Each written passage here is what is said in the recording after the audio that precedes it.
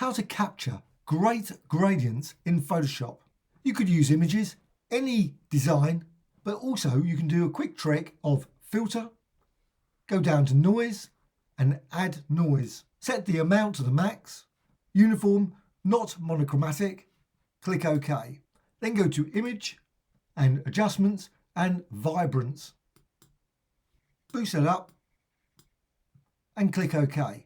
Then go to the libraries panel, and the key thing for this is right down the bottom. There's a great feature here. Click the plus, extract from image.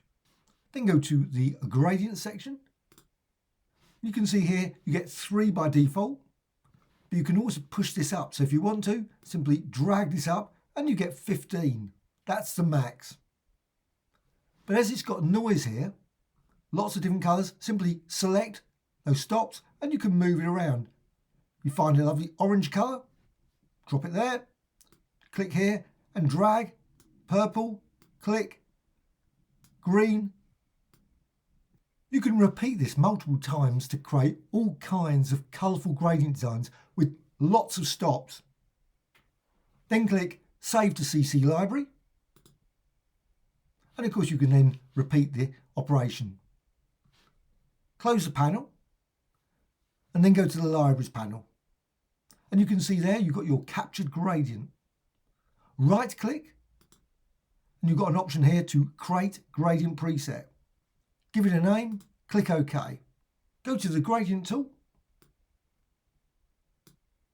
and then go up here.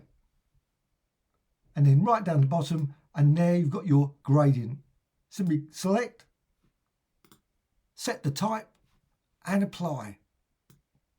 If you want to, of course, you can apply any effect. So filter and down to distort and wave. And then simply set the generator 1, set the wavelength and click OK. And there you have it, a lovely colourful gradient. Hope you found this tutorial of interest. Any questions, please let me know in the comments below. Thank you much.